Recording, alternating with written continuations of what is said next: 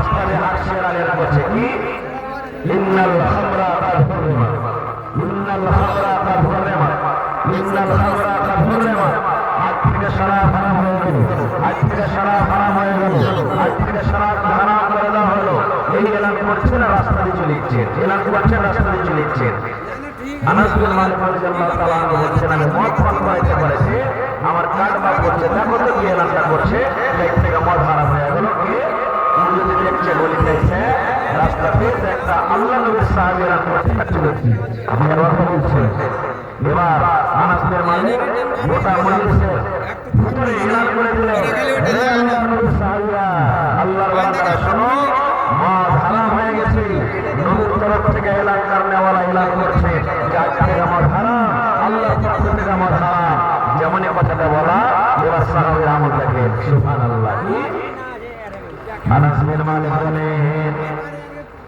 সাহাবায়ে কেরাম যেমন এলান শুনলেন আজ থেকে মদ হারাম হয়ে গেল শরাব হারাম হয়ে গেল বলে সুবহানাল্লাহ আমাদের মতো নয় আমাদের মতন সাহাবীদের ঈমান নয় আজকের মতন পান করেনি আজকের মতন খায়নি না না সাহাবায়ে কেরাম যেমন শুনলেন মদ হারাম হয়ে গেল যার হাতে গিলাস ছিল গিলাসে চালিয়ে ফেললেন যার বর্তনে ছিল মাথাতে তুলে তুলে পরপর খেয়ে ফেললেন ওরে আল্লাহ যার মুখে ছিল ফুটু ফুটু করে বলে ফেললেন এমন সাহাবী ছিলেন বন্ধুরে হয়তো যার পেটের ভিতরে চলে গেছিল যে পান করে নিয়েছিল মুখে লোকে গলাতে লোকে করে উল্টি করে দিলেন ওরে আল্লাহ আনাস বিন মালিক বলেন আমি দেখলাম কত কত মানুষ যার বড় বড় কলসিতে বড় বড় কুঠাতে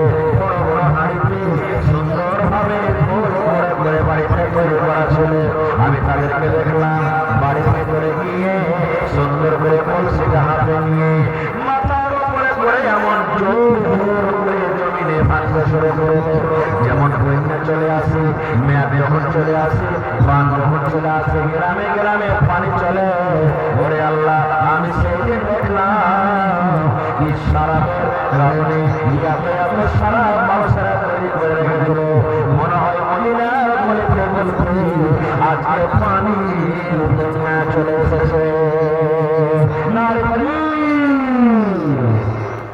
দেখেন সাহাবীর আমল কি দেখেন নবীর শুনলেন নবীর এলাকারিতে মুখে শুনলেন আজ থেকে মদ হারাম তখনই আমল করে নিলেন এর নামে কি মহাব্বত ভালোবাসা আর একটু আগে চলে গাছুয়াই বাজার সহিহ হাদিস বুখারী শরীফ হাদিস ইসলামের প্রথম যুদ্ধ ইসলামের প্রথম লড়াই মুসলমানের জামাত মুসলমানের দল আপনাকে সঠিক কথা বলবো মাইমা মুশরিকের দলগুলো আলাদা আবু জাহাল যে মুশরিক যারা বেঈমান মুশরিক ওয়ার্গের মালিক ওই দলে জামাতের মালিক হলো কে আবু জাহাল নবীর চাচা আবু জাহাল নবীর সাথে লড়াই করার জন্য যুদ্ধ করার জন্য এসেছে দুশমনের তরফ থেকে সাবধানে করছে লড়াই ট্রেনিং দিচ্ছে যে মুসলমানেরা কেমন করে মারতে হবে কাটতে হবে কেমন করে লড়াই জিততে হবে একটা চিৎকার ঘোড়াতে ট্রেনিং দিচ্ছে আব্দুর রহমান বিন আওফ রাদিয়াল্লাহু তাআলা একটা মুসলমান সিপাহী খুব খলিফা বাহাদুর মানুষ বলছেন যে আমি কাতারের সব থেকে আগে দিকে তলোয়ার নিয়ে দাঁড়িয়ে আছি কাতারের সব থেকে আগে যারা লড়াই যুদ্ধ করেওয়ালা মানুষ ওর পাঞ্জরে যদি শক্তিশালী মানুষ বীর পাহলমান মানুষ যদি লাঠি নিয়ে দাঁড় হয় তাহলে ওর মনোবল ওর শক্তিটা আরো বাড়বে পারবে না ভাই পাঁচটা বাপটাটা আছেন আপনারা সবাই হাঁটতে হাঁটতে দেওয়ান সাহস হবে না যে একবারে শুকিয়ে দেবো যে সামনে আসবে আল্লাহ তাআলা আমরা কিন্তু হাঁটতে হাঁটতে করে তৈরি করেছে আর ওয়ারি মাঠে যদি একটা ভাই খুব জোর করা হয় আর বাকি আঠানা চেরা না হয় তো মনে লাগবে ভাই করতে খালি বিভিন্ন রোগ করবে আব্দুর রহমান বিন আওফ বলছেন যে আমি সব থেকে কাতারের আগে লাইনে আছি আর আমার ডান দিকে একটা বাচ্চা ছেলে কত বয়স 14-15 বছর বয়স আইসা দাঁড় হয়ে গেল ডান দিকে একটা বাচ্চা ছেলে কত বয়স ওই 14-15 বছর মানে স্বাভাবিক ভাবে এরকম মতো বয়সে দুজন ছেলে একদিকে দাঁড় হয়ে গেল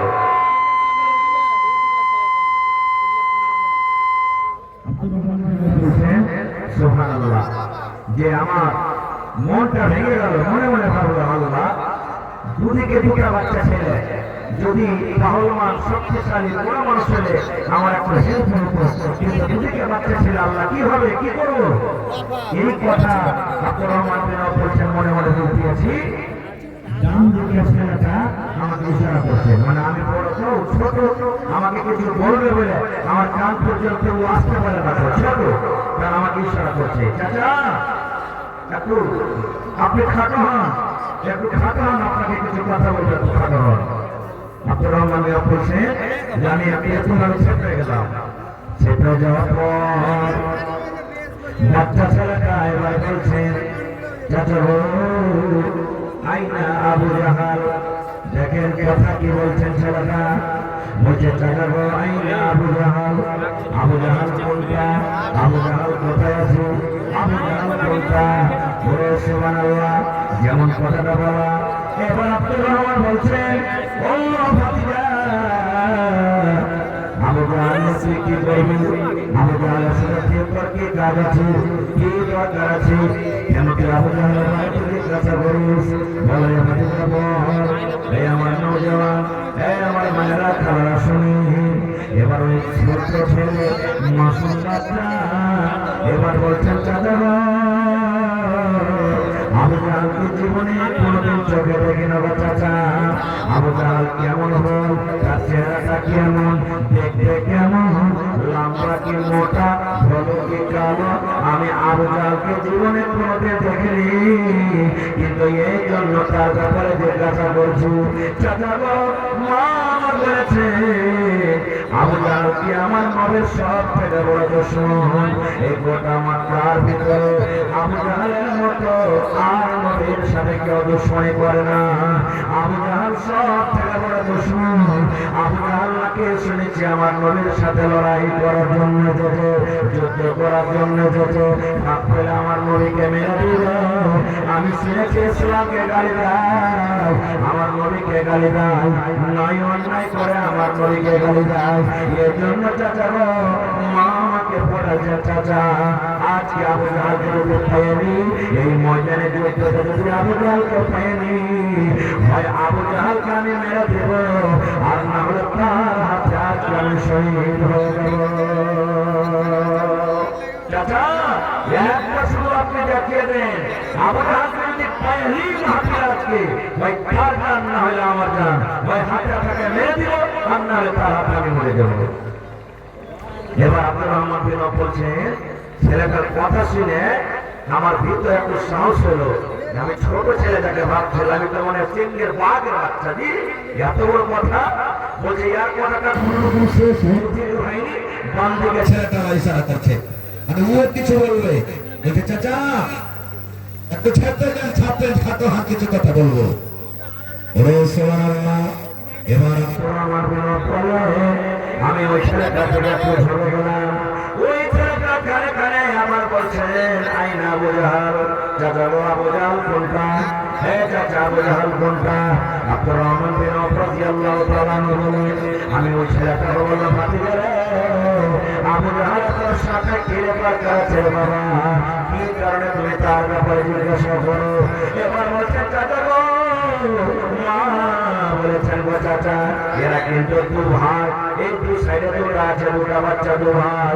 বলছেন চাচা গো মা বলেছেন, গো চাচা আবু জাহাল নাকি আমার নবীর দুশমন, আবু জাহাল আমার নবীকে গালি দেয়, আমার নবীকে কষ্ট দেয়, এই জন্য নবীকে যা গালি দেয়, নবীকে কষ্ট দেয়, ওই মতো মানুষকে দুনিয়াতে রাখার চান্স থাকে না, রাখতে থাকতে পারে না। এই জন্য চাচা গো একবার আপনি আবু জাহালকে দেখিয়ে দেন, হয়তো আমি তলোয়ার দিয়ে এই ছোড়া দিয়ে তাকে মেরে দিব, কিন্তু আজকে আমি তার হাতে শহীদ হয়ে যাব। আব্দুর রহমান বিন আওফ বলেন, এই ছেলে দুটার কথা শোনা তো আমি দেখছি হঠাৎ করে এই কাতারের ভিতরে লাইনের আগা থেকে আবু জাহাল একটা চিৎকার ঘোরাতে চলো, আবু জাহাল একটা চাকরা বাঁকা ঘোরাতে চলো, লাইনের ভিতরে ভিতরে সামনে দিয়ে যাচ্ছে একটা বিন্দু ছিল। এবার আব্দুর রহমান বিন আওফ বলছেন, ও ভাতিজা রে, এ ডান দিকের ভাতিজা, বাম দিকের ভাতিজা, বাচ্চা তোমরা শোনো, যার তালাশে তোমরা আজকে এসেছো, যার জন্য তোমরা এসেছো, তোমরা যে একটি আমাকে জিজ্ঞাসা করলে আবু জাহাল কোনটা, এইটা তো ঘোড়ার উপরে চিৎকার ঘোড়াতে চড়ে ট্রেনিং দেয়। আব্দুর রহমান মিনা বলেন, আমার মুখের কথা লুকিয়েছে, এখনো আমার সম্পূর্ণ কথাটা বের হয়নি। ওরে আল্লাহ, দুটা মাসুম ছেলে দৌড়াতে দৌড়াতে দৌড়াতে যেমন ভাগ্য দেখবে চিনতে দেখেন, যেমন মুরগির বাচ্চাকে ধরে ধরার জন্য লাফিয়ে পড়ে, এই বাঘের মতো একই সাথে বন্ধু এমন জোর করে তারা কি ভাই আক্রমণ করেছে। ওরে আল্লাহ, আবু জাহাল ঘোড়ার উপরে চড়ে আছে, আবু জাহাল ঘোড়ার উপরে আছে, আর একই সাথে দুজন এমন ভাবে ছড়া মেরেছে, ছড়া লাগার সাথে সাথে আবু জাহাল ঘোড়া থেকে পড়ে গেছে। আগে কি ঘটনা হলো আমি তোকে যাবো না, নাকি মাইকে বলতে আছে যা মারছে আপনারা এত টাকা খরচা করে ব্যবসা করছেন, আর এই পাঁপড় বেচা বাজারে চলে আসছেন আপনারা। পড়েছিল সালানা জলসা আপনাকে ভালো বাজারে আসতে হবে। আপনাকে মানুষ যদি পয়সা করে পাঁচটা কথা শুনতে না পাবে কি লাভ হাসিল করবে কয়েন আপনারা? হ্যাঁ? এর থেকে যদি দু চারটা হরে গেলা খালি করে দিতে ছোট্ট এমনি, তাই জিনিস বুঝে ভালো করে হিসাব বাজাওয়ালাকে ধরে মানতেন যে পিটেন ভালো করে হিম্মত আছে কেনে গেলে বাজা দেবে ঘরে সব থেকে বেচার গেলে আমার কাছে লাগে পালিয়ে গেছে সব, ও পালিয়ে গেলে খেসরাটা কে বলবে কয়েন? এতটা লোকসান কি লোকসান বারবার ফোন করে তখন বাড়ি থেকে আমি কেউ বলেছে 10 টাকা জায়গা সস্তা দেবে ওখানে দৌড়াইবে, যেখানে ভালো সামান থাকবে ওখানে যাবে না। এই লেগে তো পাটা নিয়ে দেওয়ার অরিজিনাল দেওয়াতে ফরক না আছে, পাটা নিয়ে দেওয়া ফিরিতে দেবে আপনাকে 1 লাখ 2 লাখ চাইলে পরে, আর যে অরিজিনাল ডাক্তার হবে অরিজিনাল দেওয়া দেবে আপনাকে 1 টাকা ছাড়বে না ফিরিতে দেওয়ার কথা। আমরা বুঝি না ওখানে খাই যাও যা বাচ্চা নাই আর কিছু করিয়ার না। বাড়ি থেকে আইসা এখন এটা করছে কি ভাই আমার ওই বাচ্চাটা ঈমান দেখেন, ঈমানকে দেখেছে। আর একটা এবাদত হাদিস শুনলেন, আল্লাহ রাসূল আপনার মসজিদের এক কোণাতে বসে আছেন, আর একজন আরবি, ইহাদের মানুষকে আরবি বলা হয়েছে, মসজিদের এক কোণাতে এসে নামাজ পড়ছেন। নবীজি দেখছেন যে খুব কেমন করে নামাজ পড়ে, ওই সাহাবীকে দেখছেন কেমন করে নামাজ পড়ে। নামাজ যখন শেষ হলো তখন নবীকে বলছেন, আসসালামু আলাইকুম ইয়া রাসূলুল্লাহ। নবীকে সালাম দিচ্ছেন। দেখেন নবীজি দেখলেন নামাজ পড়লেন, নামাজ পড়ার পর নবীকে বলছেন আসসালামু আলাইকুম ইয়া রাসূলুল্লাহ। নবী আমার বললেন ওয়া আলাইকুম আসসালাম, জবাবটা দিয়ে দিলেন। এবার জবাবটা আপনার নবী কি বলছেন, ইরজিরে ফাসাল্লি ওয়া ইন্নাকা লাম তুসাল্লি। দেখেন হাদিস, নবী বলছেন কি আর কোন কথা তাকে বললেন না। নবী বললেন হে আল্লাহর বান্দারে, তুমি নামাজ পড়ো রে বাবা, তুমি নামাজ পড়নি। আপনাকে প্রশ্ন করছি, ওই সাহাবীর নামাজ পড়ে নবীকে সালাম দিয়েছেন না নামাজ পড়ার আগে? বলে নামাজ পড়ে নবীকে সালাম দিলেন। নবী নিজের চোখে এই নামাজ পড়ার পর আমার কাছে এসেছে, কিন্তু নবী কি বলছেন, এর যে ফসল হে আমার স্বামী তুমি ঘুরে যাও, নামাজ পড়ো, আইনা কালাম তো সাল্লে, তুমি নামাজ পড়নি। নবী এই কথা বললেন না বাবা রে, তুমি নামাজ পড়ো, তোমার নামাজ পড়া হয়নি, নামাজ পড়া হয়নি এই কথা নবী বললেন না। নবী বলছেন কি নামাজ পড়ে বাবা, তুমি নামাজ পড়নি, নামাজ পড়নি আর নামাজ পড়া হয়নি, দুটোতে পার্থক্য আছে না নেই? হ্যাঁ, সাহাবী চলে গেলেন, আবার নামাজ পড়লেন। নামাজের পর নবী আমার কিন্তু বসে আছে, নবীকে আবার বলছেন আসসালামু আলাইকুম ইয়া রাসূলুল্লাহ। এবার দ্বিতীয়বারের জবাব দেওয়ার পর নবী আবার বলছেন ওরে আমার সাহাবী, ইরজে ফাসাল্লি ফাইন্নাকা লাম তুসাল্লি, হে আল্লাহর বান্দা তুমি নামাজ পড়ো, তুমি নামাজ পড়নি।